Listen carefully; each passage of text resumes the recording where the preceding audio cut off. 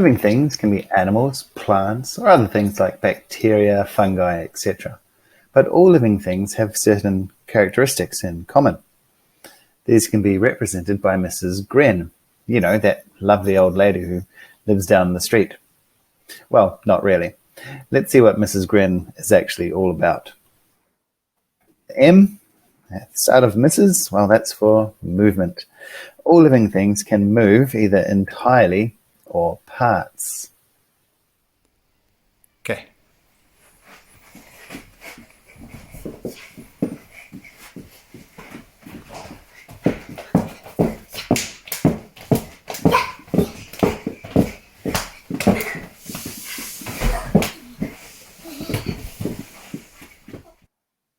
R from Mrs. This is respiration.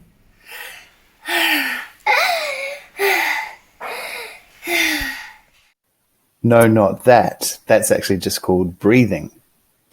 Respiration is producing energy from food and oxygen. So we do the breathing that we just saw. That's to get oxygen into the body. But then we use that oxygen in the presence of food. We break the food down and we release energy. That's actually respiration, cellular respiration. The next one, S. S is for sensitivity. Living things are sensitive to and can respond to the outside world.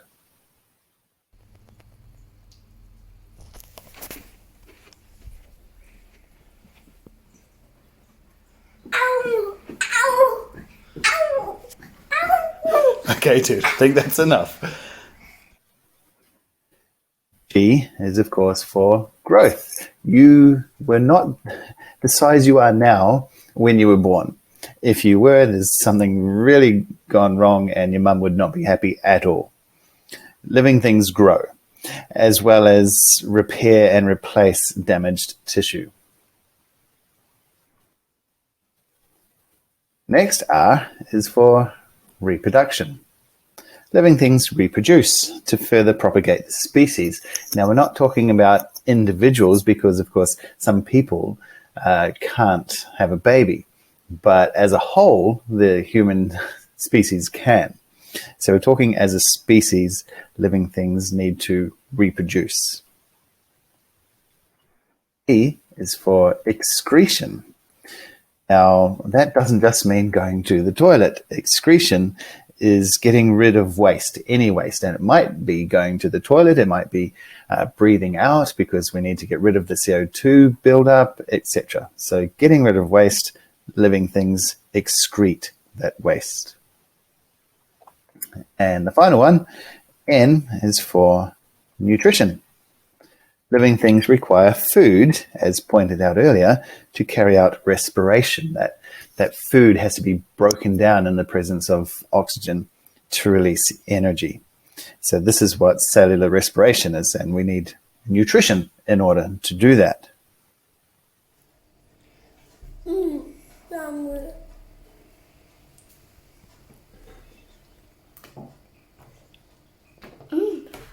This is yummy. Now, to decide whether something is living or non-living, you take a look at Mrs. Gren. If even one of these characteristics is missing, then the object is a non-living thing. Let's take a look at fire here. Now, most of us would say straight away, well, of course, fire is not living, it's just energy, it's not a living thing. But let's take a look at the fire through Mrs. Gren. Remember, if any one of those is missing, then the fire is non-living. All 7 must be present for the object to be a living thing. So let's take a look at fire. Does fire move? Well, yeah, it does. Forest fires don't stay in one place. They spread throughout the fire. Fires definitely move. Are fires sensitive? If you throw a bucket of water on some fire, does it go hiss hiss and not really like it? Well, yeah, it's sensitive to the water that you just put on it.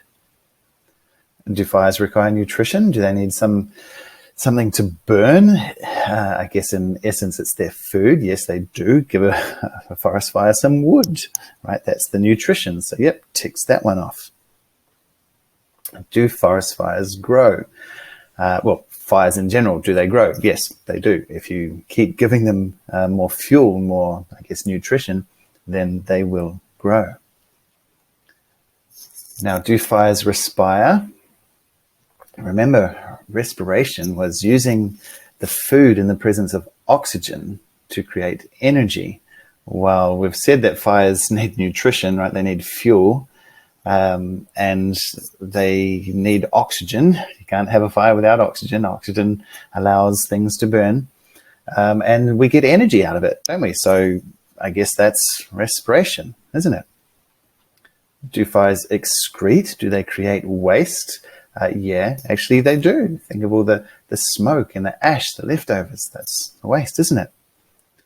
And of course, the last one, do fires reproduce? Well, no, they don't. And now think of a forest fire and it comes to a fire break, but then a little spark jumps the fire break and makes a new fire. And it's like, oh, look, it just reproduced. Except, no, it's not that simple. It replicated. Think of it as like making a clone of itself, I guess. It replicated. It didn't actually do reproduction. So fire does not satisfy all 7 characteristics of Mrs. Gren. So it's a non-living thing. Now, this is pretty obvious, I think, for most people would just say straight away, well, of course, it's not a living thing. But Mrs. Gren has shown us that it's not, but it did come pretty close. It just missed the reproduction because it replicates instead. Now, that's actually true for viruses as well. A virus is not actually a living thing, according to Mrs. Gren, because they don't actually reproduce by themselves. They replicate, and they need a host body in order to replicate. So technically, a virus is not actually a living thing. But you've seen we did come pretty close, even just with fire, which is obviously not a living thing. So we look at Mrs. Gren, but we also add one other thing, and that is be made of cells. If you want to be a living thing, firstly, tick off all 7 characteristics of Mrs. Gren, but also be made of cells. Okay, your cell is the basic building block of living things.